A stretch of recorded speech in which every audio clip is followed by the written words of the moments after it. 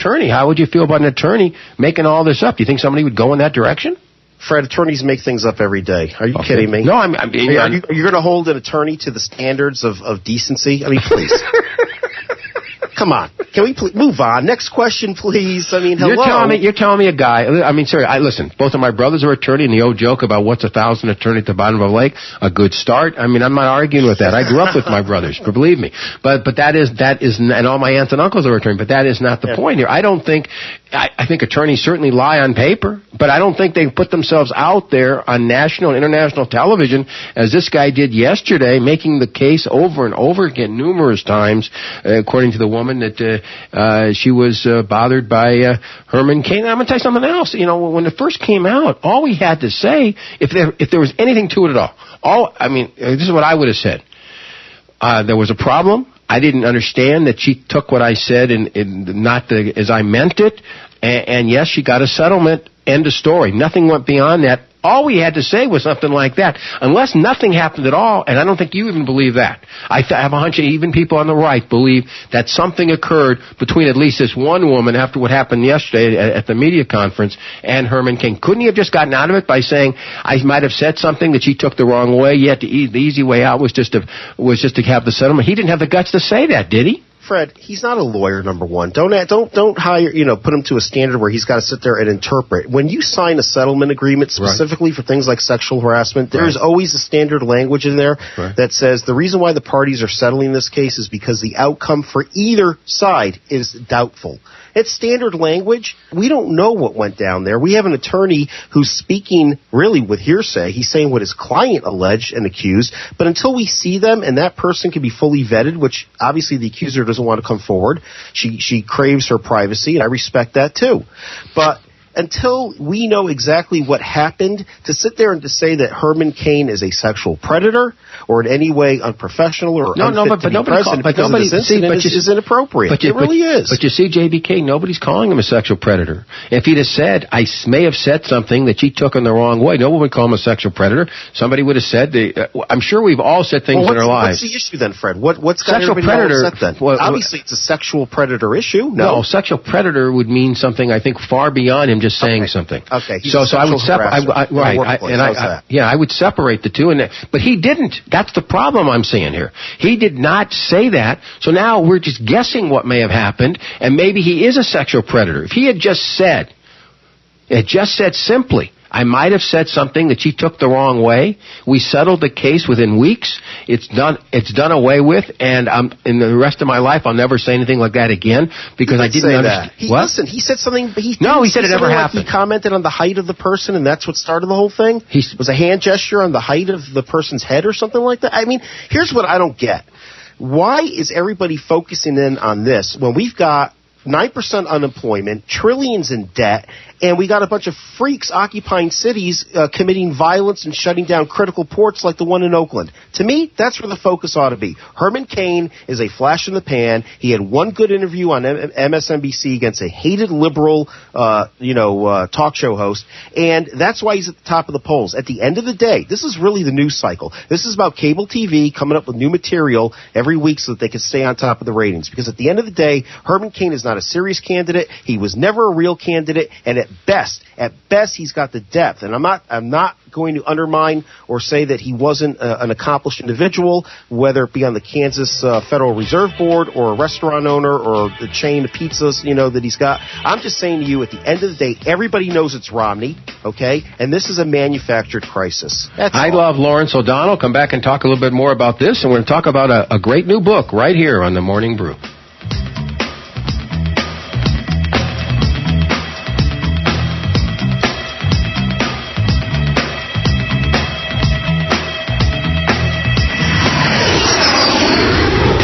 And JBK on Morning Brew.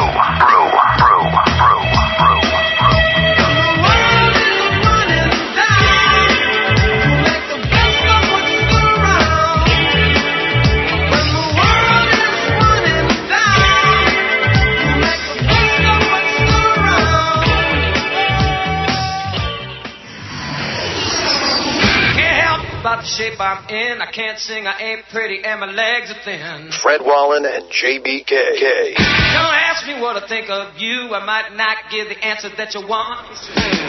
Morning Brew.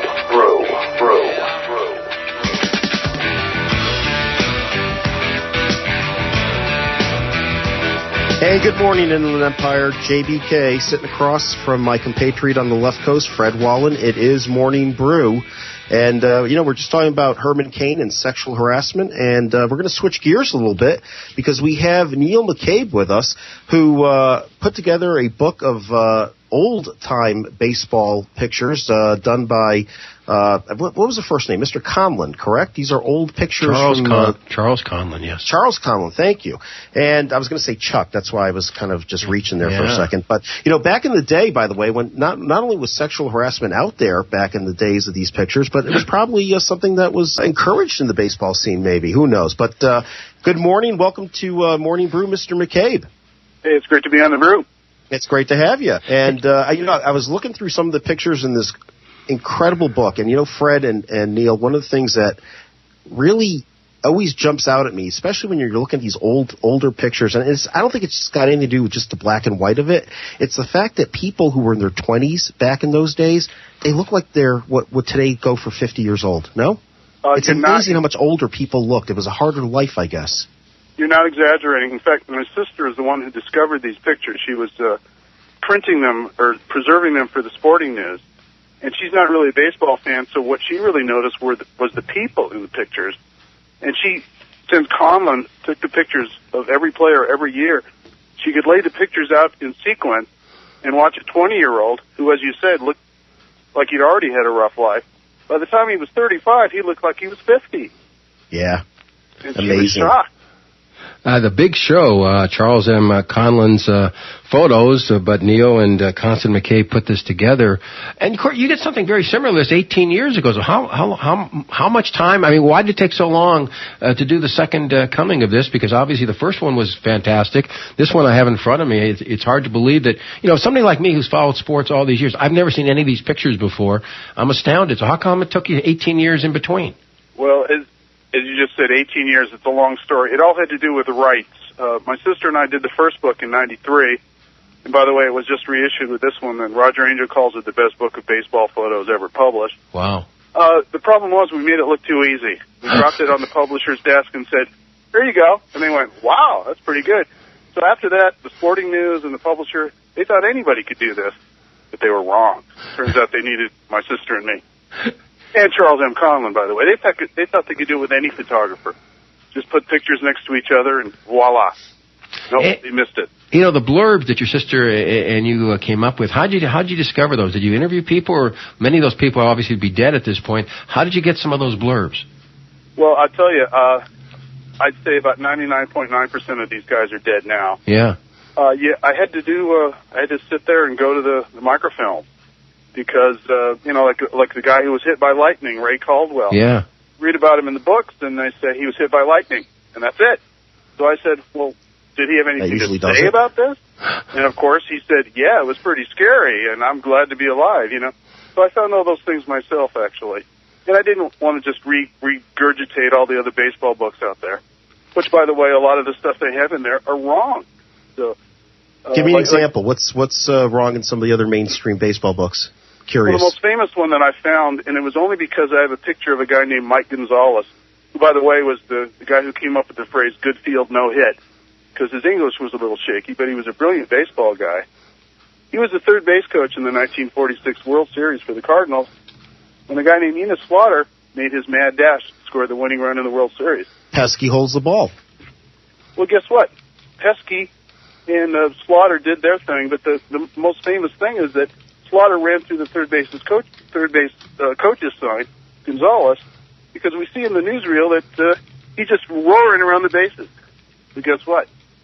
He got the green light from Gonzalez, so it wasn't quite as impetuous and mad as Slaughter wanted us to believe.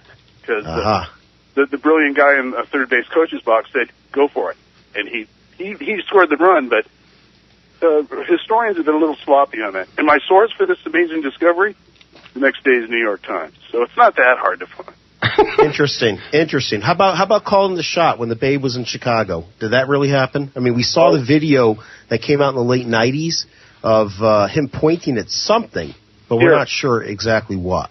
I've got Charlie Root in the first book, and it's clear what was happening there.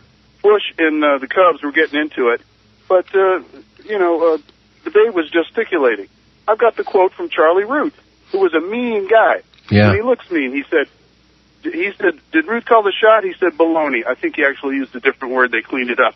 If he had pointed at his stance, he'd have gone down on his fanny. I'd have loosened him up. Nobody facing me would have gotten away with that. And if you look at the picture, he ain't kidding. And it's all there in Charles M. Conlon's pictures. Talking to Neil McCabe, along with Sister Constant, they put together the big show, the photos, the Golden Age of Baseball from Charles M. Conlon. Abrams publishes. You can get it on Abrams' site, Amazon.com, major bookstores everywhere, certainly here in Southern California and around the country. Now, Neil, JBK's a big Red Sox fan. You got so many more Yankee pictures in here than Red Sox pictures. Can you make up for that in your next book? Well, I think I've got a lot of Red Sox in here. All right, okay, then talk about that, because that's JBK's number one issue here. Yes. First of all, in the new book, we've got a guy named Ed Barrow. Now, it's a technicality, of course, but he was managing the Red Sox in 1918. It's kind of a heartbreak for any Red Sox fan. He was the guy who converted Babe Ruth into an outfielder. And even a year later, the people were saying, you're passing up a sure thing for a gamble. Don't do it. He's such a great pitcher. You don't want him. You want him on the bench in case he can pinch hit. So, and also in the first book, I have 1918. This really skinny-looking guy named Babe Ruth for the Red Sox. So it's kind of a heartbreaker. But he was one of the main Red Sox there for a while. He was all, a little more history on this guy. I think he was also the one who broke Honus Wagner in, right, as shortstop. Barrow, wasn't he? Didn't he discover Barrow? No. I mean, Wagner, excuse me? Wagner was there like 10 years earlier for the Pirates. Okay, for whatever reason, because I'm a big Red Sox fan. Fred's got that one right. And by the way, I don't think you skimped out too much on the Red Sox, but Fred's trying to get under my skin this morning, you see. Yeah, because I can see it's a left-right thing, Fred's on the extreme left. Here. So he never passes up a good shot. But, Barrow clearly was credited with what you just said, but for whatever reason, he and Honus Wagner, there's a linkage in my mind. But Barrow also has a plaque. I thought you were talking about Babe. I thought you were talking about Babe Ruth. Barrow goes way back. I think you're right about Barrow and Wagner. I thought you were talking about Babe. I'm sorry. Barrow. Barrow, I think, discovered Wagner in the late 1800s. That's my recollection. But I also know that Barrow had a plaque at Yankee Stadium in the Monument Park area. But, just speaking of classic pictures and what we're saying, how folks look so different back then because it was such a much harder life. It really was. And Fred and I go back on this whole thing about the quality of life, and he likes to throw out the term depression a lot when he talks about today and how, he likes to paint the picture of most of America as in Appalachian-type conditions, and I say, no. Everybody's got the iPhone and cable TV and plasmas and whatever. But there is one picture. When you go to Fenway Park, Fred, and I think I told you this once, you go up towards the suite seats, the club seats, and you have to go up the stairs and say, yes, I'm sitting in this area here because you get access to the restaurant or whatever they have there.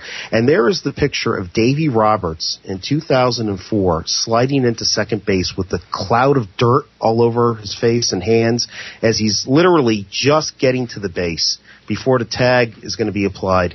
And you look at that picture and it says, it happened in 2004. But you could see that happening in 1924. It's one of those timeless pictures that they have blown up in Fenway Park that to this day, every time I see it, I still get a lump in my throat. I really do. Guess what? I agree with you, but here's the difference between now and then. That was taken with a telephoto lens by a guy with all the modern equipment in the world. It's a fantastic shot. I know the one you're talking about. But there's a picture in this book taken in 1910 by Charles M. Conlon. It's even more famous. It's Ty Cobb sliding into third base. I'd never seen that. The difference is Conlon was like 12 feet away from third base, dodging, line drives and foul balls. And there's a certain intensity that even with the great telephoto shot, you can't match what Conlon did, just sitting there on the field, and Ty Cobb and a cloud of dust and the spikes and the gritted teeth. probably the most famous picture of that era, and we've got it from the original negative. Now, is this the one where the umpire is standing in the background? Yeah, well, he's actually rushing to make the call. Yeah.